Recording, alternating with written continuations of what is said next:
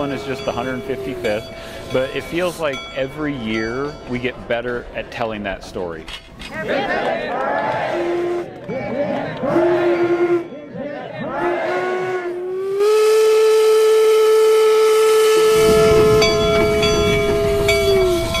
Chinese organizations from all over the U.S., including New York, Boston, San Francisco, Los Angeles, and Seattle, and internationally, including China, came to Utah to participate in the 155th anniversary of the completion of the Transcontinental Railroad. This event lasted for 3 days.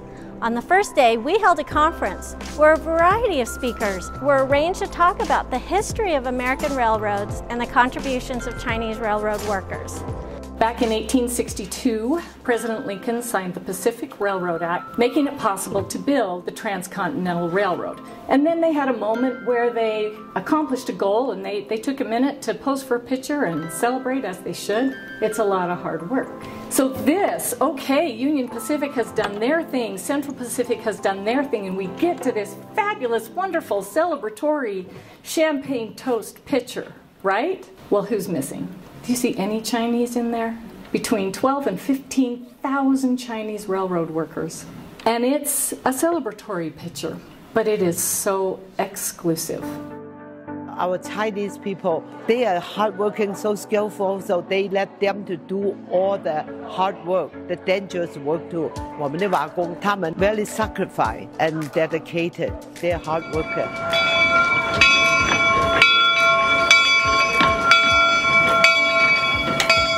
And so then the mission became celebration of the driving of the Golden Spike ought to be the celebration of the Chinese railroad workers, and in particular the Chinese as the single largest railroad worker group. So that became our focus.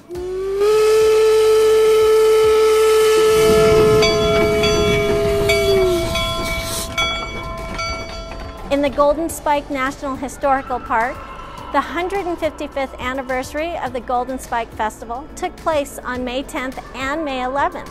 There was a reenactment of the history of the railroad workers, as well as a lion dance for the children and a live performance by the Salt Lake Chinese Choir.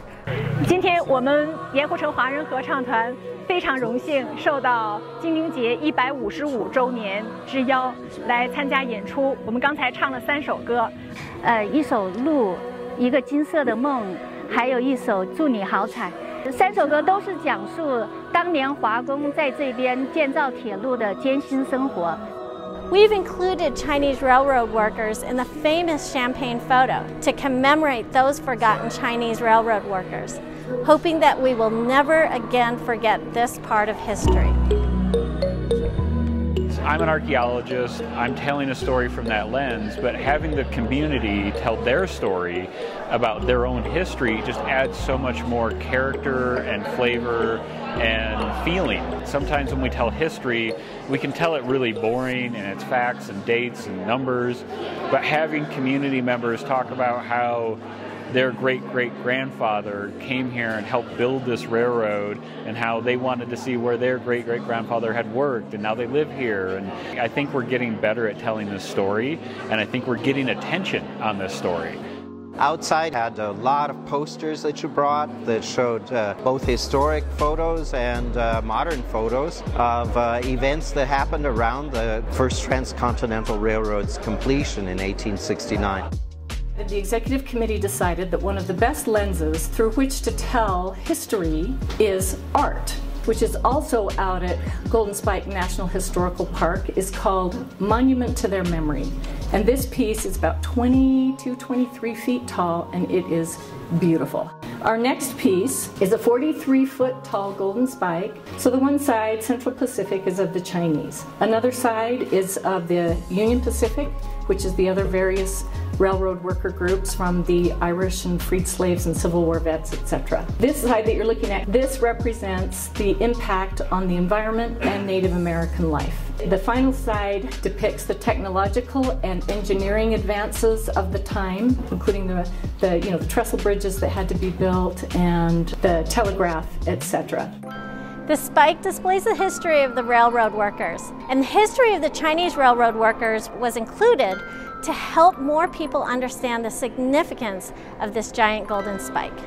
The most special thing is, through the efforts of all, we, the Chinese Railroad Workers Descendants Association, have a new monument on the Utah State Capitol grounds. Many media reporters were eager to cover the event, and Chinese people from all over the world enthusiastically participated in the ceremony. I want to thank you, every one of you, and especially the people who traveled so far away. And without you all, we're not here today. We, the Chinese Railroad Worker Descendant Association, host a dinner for our friends from all over the world to have a chance to get to know each other and talk about this nearly forgotten part of history. The CRWDA also arranged a special trip to the Chinese Arch, not too far from the Golden Spike National Historical Park, to commemorate the life of those Chinese railroad workers who did not have the opportunity to return to their hometown, wishing them to rest in peace and letting them know that their contribution will be remembered by their descendants forever. I think the Golden Spike's very important to honor the legacy of the Chinese railroad workers. More and more people should be aware of the contribution they made to build this country. Without them, this country would be nothing like it is today. 我是觉得我们今天的生活真的是来之不易，铁路的修成对这个美国经济发展它的贡献是巨大的，所以这个历史我们每个人都要记得。我也希望我们年轻的一代能够把这个历史一直传承下去。